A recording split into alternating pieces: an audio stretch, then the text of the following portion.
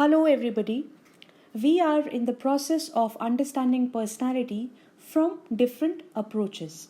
We have understood personality from the type approach, trait approach, the psychodynamic approach, the post-Freudian approach, where we learned about Karen Horney and Erik Erikson. Now, in this lecture, we are going to study personality from the humanistic approach. Today, we'll take up Carl Rogers, who has given a humanistic theory of personality. Okay, so let's begin with the key ideas or the basic assumptions inherent in Carl Rogers' theory of personality. When we talk about basic assumptions, we are trying to understand the basic ideas on which this theory is grounded. So these basic assumptions will inform us about the view of human being which the humanistic psychology has put forth. So the first assumption is that human beings are innately good. So Carl Rogers, who was a humanistic psychologist, believed that human beings are innately good. By birth, by nature, by their natural instinct, human beings are innately good, basically good.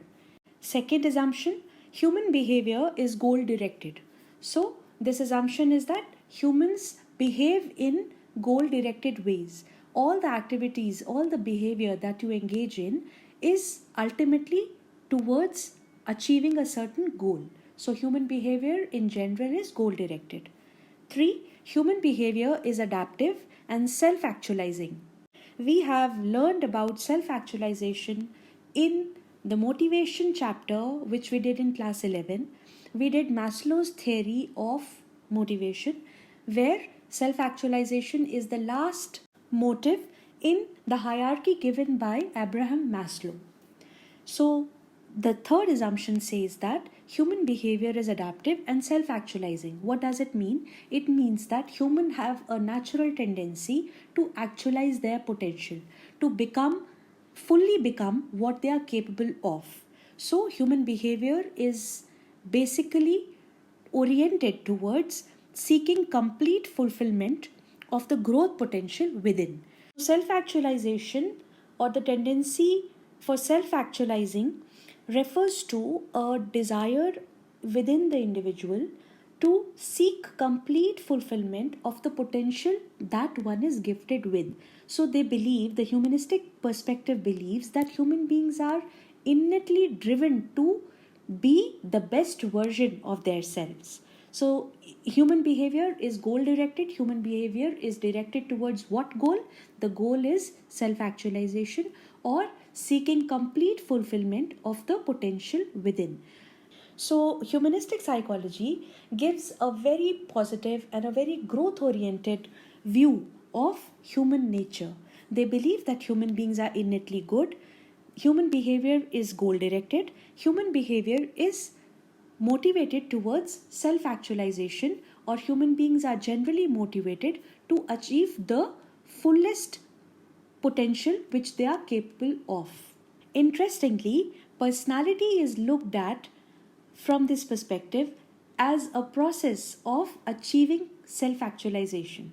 So Carl Rogers believes that all our life we are striving to actualize ourselves. We are striving to become the best version of what we are capable of. We are striving, all our life is a striving to become the best that we can, or to fully achieve what we are capable of. And personality develops as a result of this striving. So our development of personality is primarily guided by our natural tendency to seek self-actualization or to seek complete fulfillment of the potential that is within us. I hope the assumptions are very clear to you. Let us now go to the theory given by Carl Rogers. Carl Rogers gave a very interesting concept of fully functioning person. According to Carl Rogers, a healthy individual, a healthy personality development leads to a person achieving the qualities of a fully functioning person. What are these qualities of the fully functioning person? 1. The fully functioning person strives to live life to the fullest. So they are very open to their experiences.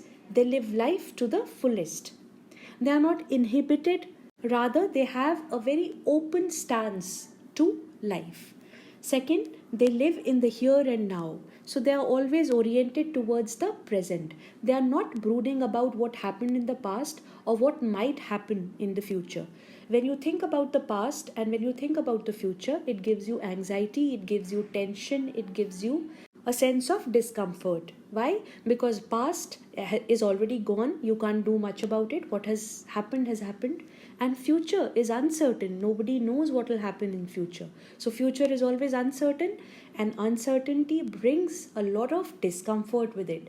Human beings have a tendency to seek certainty, to be certain about things. Whatever is uncertain gives us immense discomfort.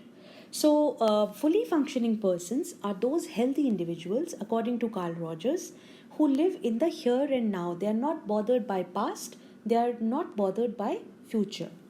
They trust their feelings. So, they are very close to what they feel, and they trust their feelings. They have confidence over what they feel and how they feel about things and people around them. They don't doubt themselves when it comes to feelings. They experience life more deeply than most others. So they are open to experiences and they feel life, they experience life more deeply than most others. Fully functioning persons are sensitive to the needs and rights of others. So it's not that they are into their own world only, they're also very sensitive to others around them. So they are very sensitive to the needs and rights of others, but they have a very strong sense of who they are and a very clear definition of who they are and who they want to be. So, as the last bullet point says, they resist society's standards to shape their feelings or actions excessively. What does that mean? It means that fully functioning people are very aware and very sensitive to the needs and rights of others, yet they have a clarity about what they are and what they want to be, and they do not let the society's standards shape their feelings or actions to a great extent. This simply means that fully functioning people are confident within themselves. They know what society might be expecting out of them, but they do not let the society's demands and the society's dictates or the society's standards to shape their feelings and actions or their way of being in the world. Okay, so they do not let the society's standards shape how they feel and how they act. Rather, they have a good enough understanding of how to behave and how to feel, and they are very good at trusting their feelings. But that does not mean that they are insensitive, they are careless, they are not sensitive to others. No, they are sensitive to others. They are very empathetic human beings. They are very sensitive to the needs and rights of others, yet they are very close to their own selves and they are very clear about who they want to be and what do they stand for. Okay, another important concept given by Carl Rogers is that of congruence between the self concept and experience. As you can see in the diagram on the right, there are two sets of overlapping circles. One of the circles represents the self concept of a person, the other circle represents the experience of the person. Now, what does that mean? Self concept refers to one's beliefs and knowledge about oneself. So, this is one's perception of who one is and what one is. What you know about yourself and what you believe about yourself is what you have as your self concept. So, this one circle is the self concept that you have for yourself. The other circle represents your experience or the reality that you find yourself in. Let us understand it through an example. For example, there's a person who has a self concept that I am a very friendly person. Now, this person has a self concept or a belief or a knowledge that he or she is a very friendly person. Now, suppose that person goes to a party where he or she meets people who behave in a very friendly manner and he forms really good friendships over there and he comes back happy. This situation would be represented by the figure on your right. The extreme right, the two circles where the overlap is much more than the figure on the left. So, where the overlap is much more, it means that the person's self concept matches with the experience of the person. So, the person believed that the person is very friendly, and the kind of experience the person has at the party is also confirming the person's belief or the person's self concept. So there is a congruence between self concept and experience. The person believes he's friendly, and the person meets an experience which confirms the self concept of this person. So there is this great overlap between two circles. Now let's come to the two set of circles on the left hand of the figure. Now, here these two circles have a very little overlap. Consider the same example, the same person who believes that he is a very friendly person, the self concept is that he is a very friendly person. This person goes to a party where he meets people who are not ready to talk to him, and he does not form a very good rapport with people around at the party. So, what happens is that the self concept that this person has in this situation does not match with the experience that the person has at the party. In the first instance, the person's self concept was confirmed by the experience that the person had at the party. In the second instance, the person's self concept is not confirmed by his experience at the party. So, as a result of this, what happens is that the two circles, the self concept and the experience, have a very less overlap between them. That means that the self concept of the person does not match well with the experience of the person. This is the state of when self concept and experience do not match or do not overlap, is called the state of incongruence. This is when the person's self concept does not match with the kind of experiences that the person has. For example, the person here is having incongruence, is experiencing incongruence. Why? Because the person's self concept of being a friendly person did not match with the person's experience at the party. In this case, the person would be feeling incongruence between the self concept and the experience or reality. While on the other hand, when the person's self concept of being a friendly person matches with an experience at the party where he is able to form very good rapport with people around, there the person feels congruence. Why? Because the person's self concept matches to a great extent with the experience or reality which the person faces. So, this is the concept of congruence which Carl Rogers has given. Rogers goes on to say that greater the congruence in a person's life, greater is the amount of happiness in one's life. So, congruence leads to happiness, whereas incongruence leads to maladjustment or poor adjustment in the with people around, with situations which the person faces. Rogers' theory further proposes that incongruence leads to defensive behavior on the part of the person. So, a person who experiences incongruence gets into defenses like distortion and denial. Distortion refers to a twisted or deformed view of the situation.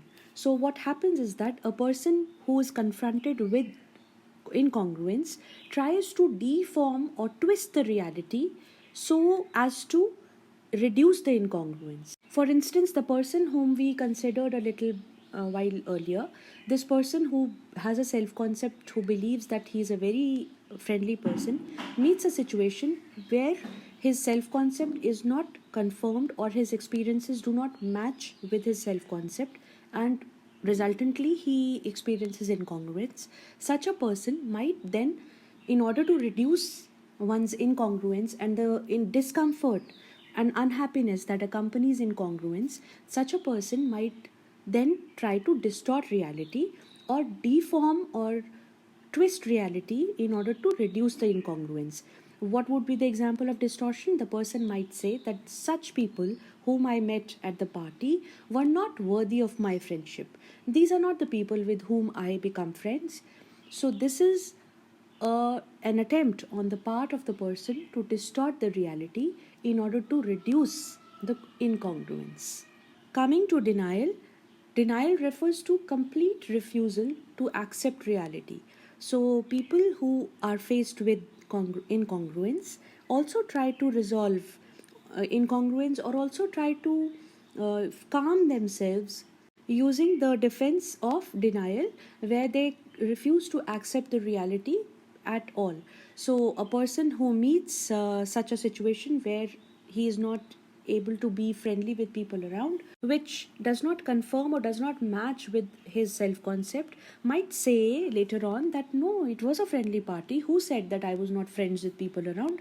I had a friendly party. So, that person is getting into the mode of denial to reduce the incongruence and the feelings of discomfort which incongruence brings with it. According to Rogers, incongruence is the result of the person getting conditional positive regard, which means that the person is regarded by others around him or her on the basis of certain conditions which he or she meets. For example, a parent accepts the child or regards the child only when the child performs up to a certain standard.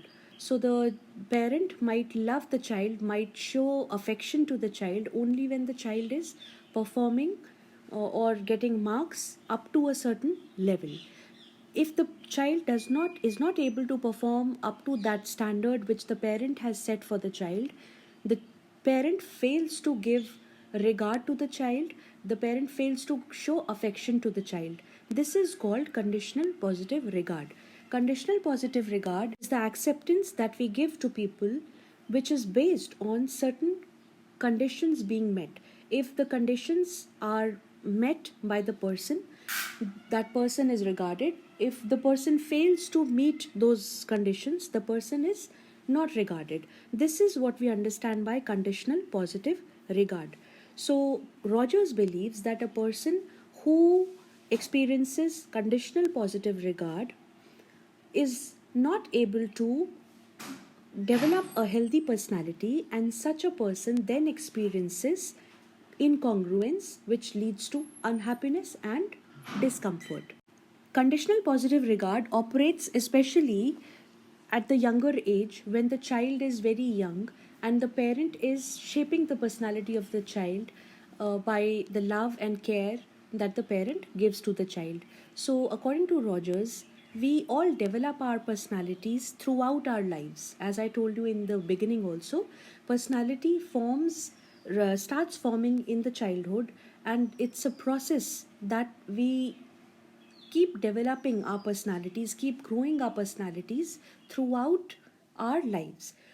Particularly when the person is at the younger stage of life, when the person is a child, and the child finds people around him or her who give him conditional positive regard, such a child is liable to become into an adult who has a great amount of incongruence within the self, or who has a great discrepancy between his self concept and experiences. Rogers believes that people develop into fully functioning persons when they get unconditional positive regard. So, what it means is that they get love, care, affection from people around them, which is not based on any conditions, which is free of all conditions, it is unconditional. So, Rogers believes that a person can develop into a fully functioning person, which is the model of a healthy personality. A person can develop into a fully functioning person only when the person receives unconditional positive regard, or the person has people around him or her who show affection, who care for the person without placing any conditions. So the person is loved unconditionally, the person is respected unconditionally. This is the state when the person is getting unconditional positive regard, that the person is able to be its own true self and achieve the mental state of being a fully functioning person, what is regarded as the model of a healthy person by Carl Rogers. Carl Rogers has also given a client centered therapy, which provides to a patient this kind of unconditional positive regard, where the person is able to express himself and be himself without any fear of rejection from others. The client centered therapy given by Carl Rogers aims to create an environment of relationship between the client, between the patient, and the therapist, which is such that the therapist gives unconditional positive regard to the patient, and the patient then is able to be his own self and grow as a fully functioning person. Let us quickly revise the basic concepts which we have learned in Carl Rogers' theory. So, here are the important concepts which we need to include when we talk about Carl Rogers' theory: fully functioning person, congruence between the self concept and experience, conditional positive regard, unconditional positive regard, distortion and denial, and client centered therapy. These are the few major important points in Carl Rogers' theory of personality. That is all for today's lecture. Happy learning.